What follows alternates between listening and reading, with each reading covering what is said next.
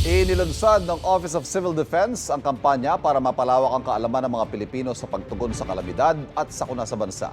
Ang ambassador ng kampanya si Philippine Navy Reservist at Kapuso Primetime King Dingdong Dantes. May unang balita, si Athena Imperial. Nasa tinaguriang Pacific Ring of Fire ang Pilipinas, lugar na pinagkukumpulan ng maraming aktibong bulkan. Kaya madalas tayong makaranas ng lindol, tsunami at pagputok ng mga bulkan. Di pa kasama dyan ang mga bagyo. Kaya para mapalawak ang kaalaman ng mga Pilipino sa pag-aksyon sa mga nasabing sakuna, inulunsad ng Office of the Civil Defense ang kanilang Risk Communication Advocacy Campaign, ang Panatag Pilipinas. Sa dami ng bulkan sa Pilipinas. Ngayon mula online platforms, mapapanood na rin ang advocacy campaign sa sinehan at pampublikong lugar tulad ng transport terminals. These are very important venues where we can exchange or show itong ating mga mensaheng.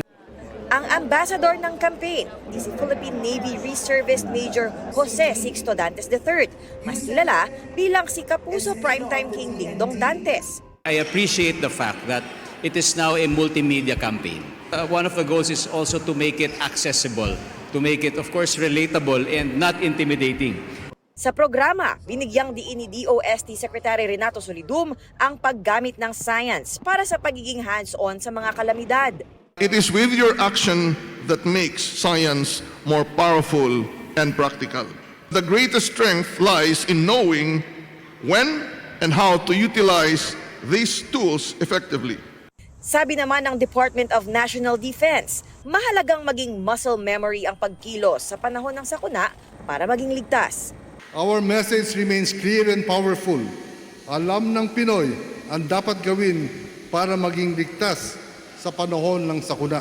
These efforts must not only happen during times of disaster, they must begin before disasters strike.